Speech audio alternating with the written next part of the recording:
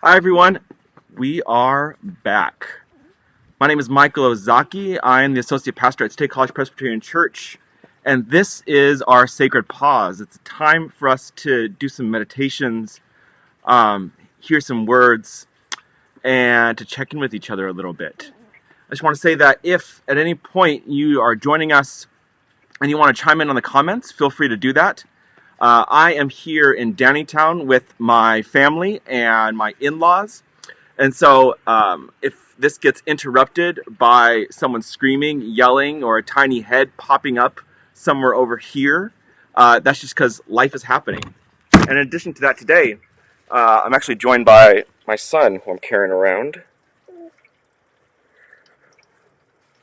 Because my wife, who has to pump every 2 hours, needs a break, right? Because life goes on. And this is an interruption we're all experiencing. And we're all kind of experiencing it together. And so I just want to share a couple thoughts before we get into it like I do. Because I've been thinking a lot about hope. And this last week, the Surgeon General came on and he said that this coming week is going to be a rough one for us in terms of infections, in terms of deaths. It's going to be real. And my kids are getting real sick of being stuck inside. And some of us are getting real anxious about how long this is going to go for and what it's going to mean for our jobs and for our money, while others are refusing to acknowledge any of it. And they're saying it's a hoax or it's all just blown out of proportion. And so it feels like this time in which we need hope, but we're not quite sure what to hope for, right? It's like we're all on this roller coaster that's going along in the dark together, and no one knows where it's going. No one knows what's going to happen next. So if you don't know it, if you're at that point, what is hope? What do you have hope in? And there's this point in the book of Romans in which the writer, he talks about how hope is only hope if it is unseen, right? And then he goes on a little ways, and then he says that we know that God works all things for the good of those who love him. What he's saying, he isn't saying that God has a purpose in everything. The truth is, I don't think this comes from God. The truth is, I'm not sure there's a purpose in this. I think this actually might just be destructive chaos brought upon by lots of different things. I don't think God makes this happen. I also don't think God makes cancer show up in people, or makes children be abused, or makes the poor suffer, because he has some other greater plan. I don't think that's how love works. And instead, I think what it's saying is that no matter what happens, no matter how much chaos seems to enter in and try to knock the whole thing off course, there is a God in the midst of it who is going to pull good out of it. That no matter what, this isn't the end of the story. No matter what chapter this is. It might be the end of what you expected the story to be. It might be the end of the thing that you are actually worshiping and trusting in. But it's not the end of the good and beautiful story. It's not the end of the great arc of history, or even your life. I think that hope, what we've been talking about is optimism, right? Passively believing that things will turn out okay, it'll be fine. As opposed to hope, which doesn't need to know what comes next, doesn't need to have any idea about it. Because it's not what they hope for that's important. It's what we hope in. What do we have hope in right now? What is pushing the story forward? Is it you and your ability to produce? Because let's be honest, your ability to produce, it's actually also just killing the planet. Right? We've gotten so good at it. We're actually destroying ourselves to do that instead. No. What we hope in is a God who is also called love, who's pulling this whole thing forward. That even this will create something beautiful down the road. Maybe something so beautiful that you wouldn't actually choose to go back and avoid this, because you'd rather keep that. perhaps this moment gets redeemed, not because it's changed or denied, but because it leads to something else that you would never let go of. I think that we do these kind of practices because we are a people of hope. And sometimes we need to stop and listen and pause to feel the big picture in the silence and understand that it's not about us, but we get to participate in it. It's not about our plans, but we're pulled along and constantly given this gift that we call life to experience the next thing, and it'll be good too. And so, let's sink in together. As usual, the way it'll work is I will leave us with a pause, about a minute or so, to let us breathe and listen. Pay attention to what's happening in our bodies. Relax those muscles and those tense places. And then I'll do a reading. And then we'll go back to listening and pausing. And then reading, and we'll kind of go back and forth and let that be our rhythm. And let's sink down into the day. Also, my readings today are going to be from this book. I love this book. It's just a book of poems and prayers. It's called The Gorillas of Grace by Ted Loder. If you want to pick it up, you will not regret it. And so, let's begin. We'll do 1 minute of silence.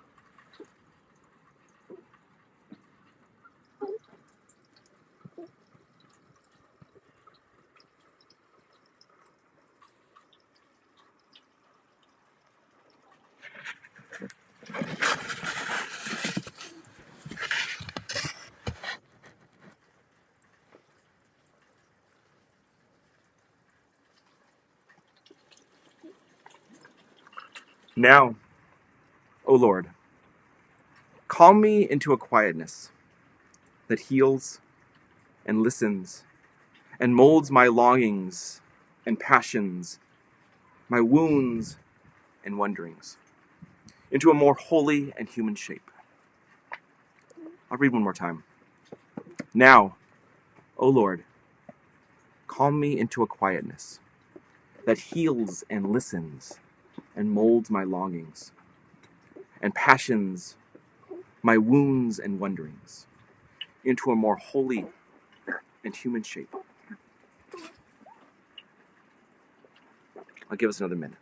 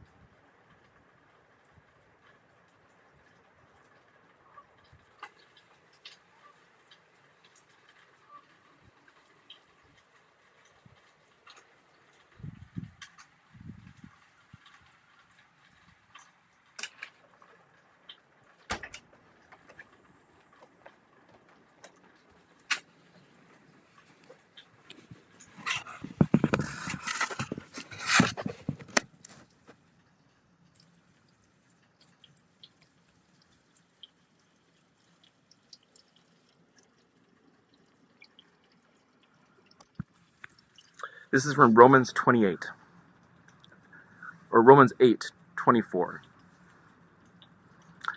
Likewise, the Spirit helps us in our weakness, for we do not know what to pray for as we ought. Because hope that is seen is not hope. For who hopes for what he sees? But if we hope for what we do not see, we wait for it in patience. And the Spirit himself intercedes for us with groanings too deep for words when we do not know what to pray for. And he who searches hearts knows what is the mind of the Spirit, because the Spirit intercedes for the saints according to the will of God. And we know that for those who love God, all things work together for good, for those who are called according to his purpose.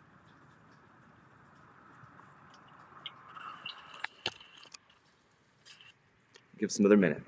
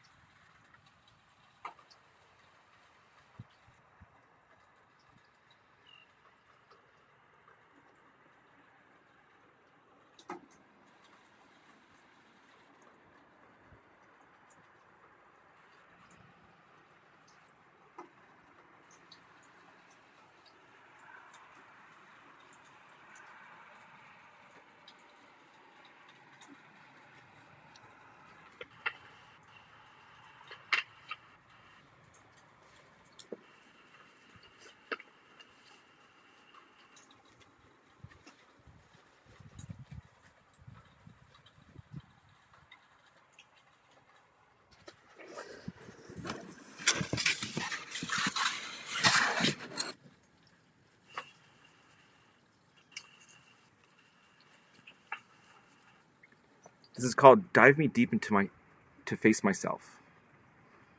Lord, grant me your peace. For I have made peace with what does not give peace, and I am afraid. Dive me deep now, to face myself, so I may see that what I truly need to fear is my capacity to deceive and willingness to be deceived, my loving of things and using of people, my struggle for power and shrinking of soul, my addiction to comfort and sedation of conscience, my readiness to criticize and reluctance to create, my clamor for privilege and silence at injustice, my seeking for security and forsaking the kingdom. Lord, grant me your peace. Instill in me such fear of you that it will begin to make me wise, and such quiet courage as will enable me to begin to make hope visible, forgiving delightful, loving contagious, faith liberating, peace making joyful, and myself open and present to other people and your kingdom. We'll give one more pause.